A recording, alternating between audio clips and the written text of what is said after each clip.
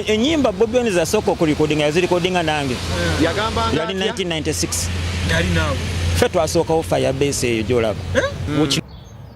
Takyawulira bambi. Takyawulira kati mugenzi. Naye omusajja oyo gwe mukonjera nti yasuulawo mukwano gwe alina message gyasindise ntegeezaani ntegeeza ow'ekitiibwa Kyagulanyi Ssentamu alina message gyasindikidde mukwano gwe Parrot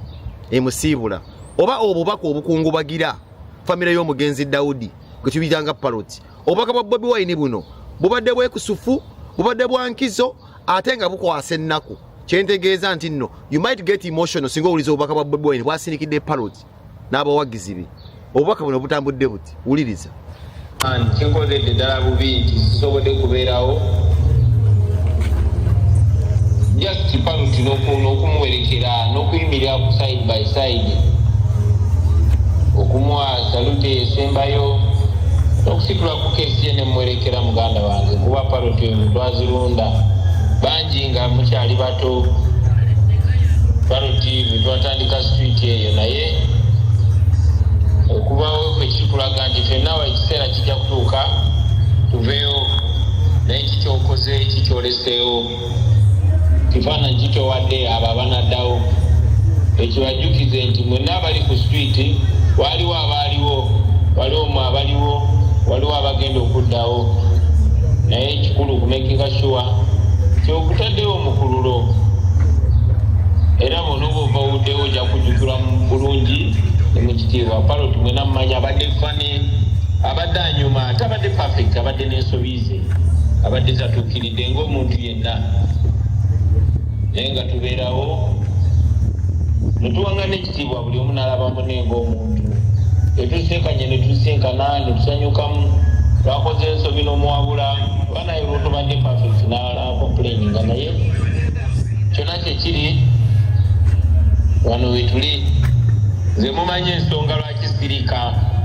mumanye ensonga lwaki sobodde kubeerawo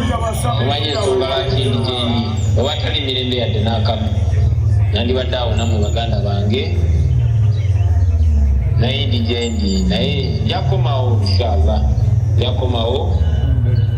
era olunaku lumu tujja kuba bulungi naye kitalo nnyo basaasira mwena mwebale kuŋŋaana nemukubira Parrot olumbe nemumuwa ekitiibwa netumujjukira nga Firebase nze esanyuse nnyo nti n'ensi emuwadde ekitiibwa mu kugenda kwe nekula akatono akaliwo atleast ba artists bakamize together manyi nti waddeyo bakumye olumbe ku National Theatre bakumye olumbe waabwe ekiwatule tukumye n'olumbe ku Firebase naye soja waffe bwatyo bwagenze tufiiridde omuntu atusanyusa ffenna atunyumira abamu nga nze tulina ebyafaayo bingi ne Parrot bingi nnyo ebitasobola kusangukulwawo kati naye buli omu wabadde akwatako okusaasira buli omu abadde kyaliwe kusaasira buli omu abadde amunyumirwa embeera ze music we emboozi ze olwali lwe kusaasira tumusabire Mukama musaasire ebyamusobako tumusime ebirungi byakoze tubikungirize tumekinge sure ebyo ebirungi bibeera attributed ku linnya lye ensobi ze tuziyigemu tuzeewale n'abalala tubayigirize bazeewale nfunye omukisa nti njogeddeko nammwe bannange kinumye nnyo tesiriiwo kati kinumye nnyo ntisobola kumwerekerako muganda wange oyo neera manyi timujja kuyimirirawo mujja kunkiikirira mujja kundipresentinga ate tujja kutambula tugende mu maaso tufiiriddwa bakyali baffe bangi weramani yagenda bwatyo era accidenti muganda waffe Disnax yagenda bwatyo Mumbere yatufuddeko kanye Parrot bangi batugenzeeko naye temuggwamu maanyi mbadde ndabaawo nga ndaba abaana bali ku street awo mwenna mwebale kuba gye mubadde ne mujja ne mukuŋŋaana ogwo gwe mukwano obwa Sseruganda mwebale nnyo ndaba wano ku video butonotono nendaba nenga ne dikani wali nendaba nenga ne gundi wali ne gundi wali mwebale manager John webale kula mwana webale kwa harmonizing na organizing abantu miki nkulabinga nawo baddeyo mwebale taxi mwebale nga family tuchikirira mwebale fena twafuka family wa Firebase mwebale kasabe mukama bankumire street ya fayo mukisa atwise mu mbere eno era kirize palo tumujukire ngako birungi byokanga bati legend bafa bagenze batugendako fenali ekubo fenala tujja genda tuganywa bena naye Katonda tukirize tubeere ne momero nungi amanya gaffe gasigalenga malungi kyebalize Katonda ekyo baloti muganda waffe ejagenda all through media nga abantu badde toxic naye takerangako ku machana twetangana kituli baganda be takerangako ku machana kiriza okozesebwa okutukakanya n'okutuvola era badde takiriza mu bintu byonna bitunyigiriza n'okunyigirizibwa kwange abaddengawo nze mbadde nga mpuliziganya naye ng'abakulu n'abakulu nga tuwaya naye that's no more tusabiragane mwana yagadde babuuzaako nabbe bazola okuŋŋaana tetupowa Firebase na law Firebase forever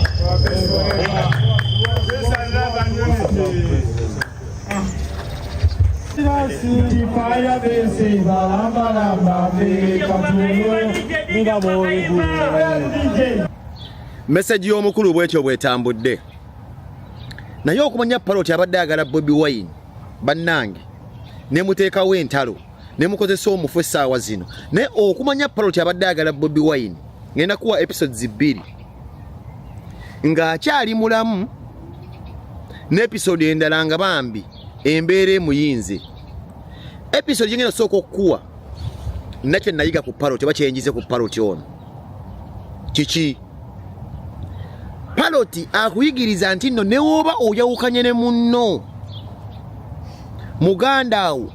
oba byanfuna byabakazi bya bizinensi sometimes linnyamu batonna mukonjera naddala nga muvudde wala nkuddiramu Parrot ayina kyagenda okugamba wano ng'akulaga nti wadde oyawukanye ne muganda wo sometimes jjako ekigere tolinnya nnyo buleeki tokonjera nnyo mukwano gwo naddala nga mulina gye mwava wulira statement eno gyenkubule kyategeeza nti kati abayimbi ababa mu Firebase njagala bawa advise obanga obadde n'omuntu ng'okola naye essente ne zibatabula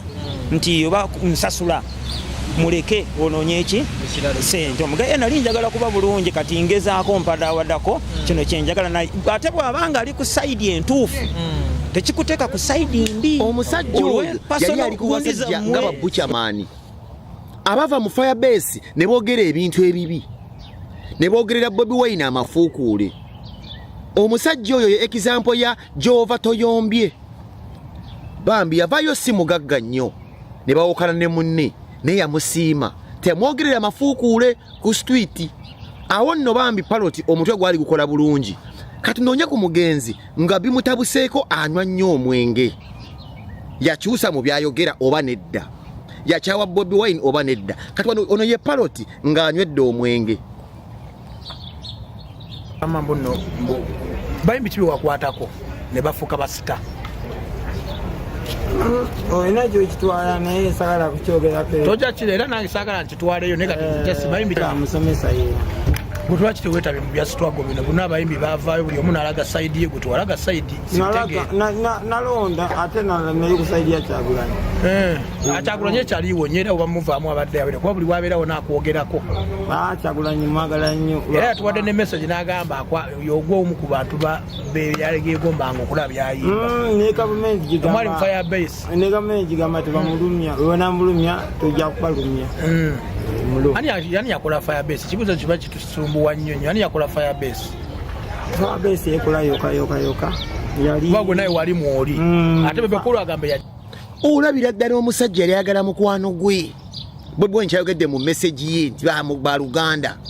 Olaba omusajja nga ne yalinga atamidde agambe yotonteekayo ungalaba bambi amu interviewinga ayagala mutomeza. Olaba omusajja ne waba atamidde agamba ajja protectinga Bobi Wine ajja kumuwagira tamuyinaako obuzibu. Bambi omusajja waffe oyo abadde ayagala nnyo Kyagulanyi obulamu bwe bwonna. Message ya Bobi Wine nze ntuddemu. Abantu tuyita mu kugezesebwa naye abasinga tuwonoona. Oyawukana n'omuntu n'omwogerera bukyamanize living example. Oli ayinza okwekwasa ati nali ntamidde ne n'omusajja ku last moments zenge ensi mukubye asigadde apasinga ekitiibwa eri menta we eri muganda we Kyagulanyi Ssentamu. Naye omusajja ono abadde asana agenda mu National Theatre. Abadde asana tubuteko ku National Theatre abantu bamulabeko ko. Ate kikwewuunyisa gwe batwala mu National Theatre bamuziikuddeyo.